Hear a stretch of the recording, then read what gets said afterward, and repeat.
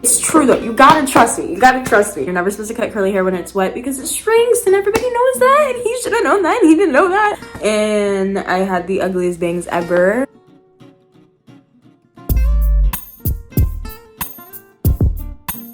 Hello everybody, welcome to my channel. Before I dive into this video, I just wanna thank you and tell you how much I love you. 1, for getting me to 100 subscribers, and 2, for how much you guys liked my hair routine video.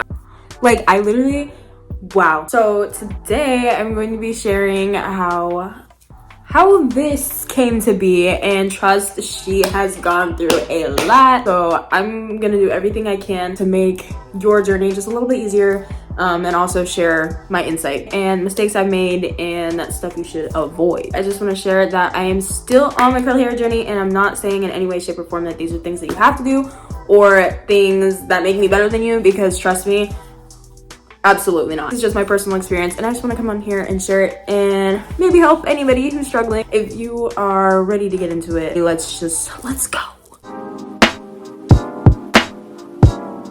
Be very, very careful about your coloring and bleaching. If you're gonna go see a professional, be very clear with what you want. Don't show them 2 pictures. Don't show them 1 picture.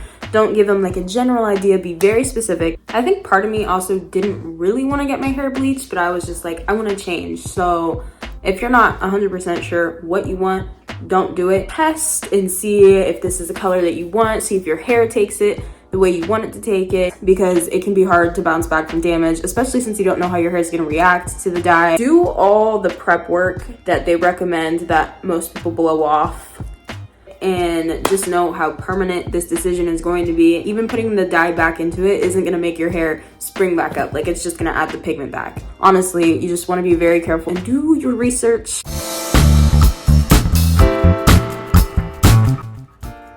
Don't be careless with heat. And by that, I mean, be very careful with how you apply heat to your hair. So you can straighten your hair, but when you do that, make sure you can preserve the styles. Straightening it really, really well the first time. Get all the roots, wrap your hair at night, maybe braid it, and then wear it out for like a week to 2 weeks. See if you can stretch it out without reaching for the heat tools. Those are going to damage your hair, and it's gonna set you back so much further than you wanna be.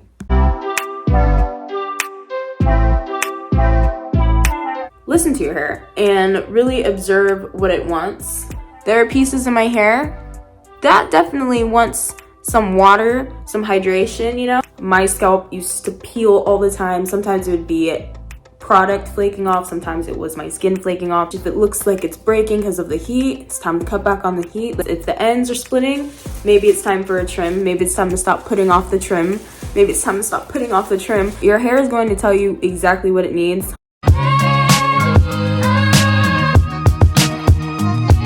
Low maintenance styles kind of ties back into what I was talking about with straightening your hair and letting it last. You can do protective styles, you can do braids, you can put your hair in a bun.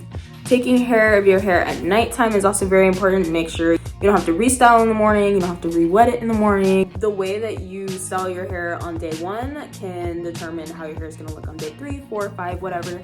Maybe you style your hair with a lot of gel on the first day, and then you break the cast as your days go on. You allow your hair to get bigger. Anything that allows you to just not restart from scratch every single day is gonna help your hair in the long run. Don't be afraid to shampoo. I had a period of time where I believed the myth that we're not supposed to shampoo our hair, and that is not okay. You need to be cleaning your scalp. You're causing product buildup. You're stunting hair growth. Not shampooing your hair is detrimental to your hair health. But how often you shampoo your hair is completely dependent on you. Don't overdo it, because it's very drying and it'll make your hair very brittle, and it's just overall not healthy for your hair at all. So don't shampoo your hair every single day, and don't not shampoo your hair at all. Now, building off of that last point, don't re-wet your hair every single day. I used to read people say don't wash your hair every day, and I was like, okay, don't shampoo it every day. But really, getting your hair wet every day is weakening your hair, because you're allowing it to sit in that weak state. When your hair is wet, it's stretched. And when your hair is stretched, it's weak. You don't want your hair sitting in a weak state. Please do not get your hair wet every single day. I know it's so tempting to just like go for the wet hair look. Don't do it.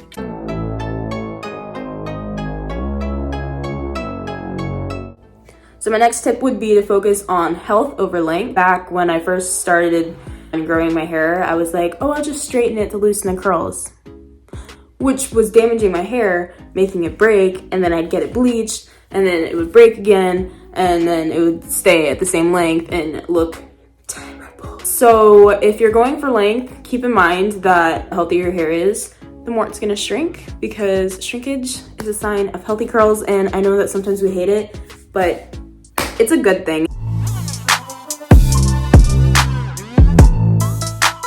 There are just so many styles that you won't be able to do at one length. There's so many things that are gonna be easier to do at another length. Just enjoy it, because sometimes you'll miss it. Sometimes it's easier to braid and get like the pretty waves if your hair is still like a little bit straighter. Maybe, you know, the little pineapple won't look as good. You can also play around with fake ponytails or clip-in extensions or anything like that. Have fun and express yourself with your hair. My last tip would be to enjoy your hair every single phase of your hair journey. I'm not the person to tell you that it's just hair, don't worry about it, because to me, my hair is more than just hair. But there's more to life than our hair. Like, our hair does not define who you are, but your hair can help you discover who you are if you're following me, you know? Don't stress. Don't stress about your hair. This is also a self-reminder. We are so much more than our outer appearance. It's really never as big a deal as you think it is in the moment. Trust me, I have my days where I am crying over my hair. There's a lot of trial and error that goes into play too. Like, there will be some days where my hair will look awful, and there will be days where your hair is gonna look great, and then you can be like, oh, that worked for me today. Oh, this is something different I did then. I think that's important to remember when trying to heal your curls, because we put a lot of pressure on ourselves. You have beautiful hair, and God gave it to you for a reason. Enjoy the little things about your hair, because the big picture is so much bigger than you could ever imagine. At the end of the day, it is a learning process, and I am still learning, and I am going to share everything that I learned with you. I got a lot to learn. Look at that. That's like mid-boob. All right, you guys, we are at the end of the video, and I hope that you guys enjoyed this video. I have a couple more videos related to my hair planned out, so that is something to keep an eye on. But I hope that this helps anybody who needs it, and I hope that you enjoyed it. Thank you so much for watching. I love you.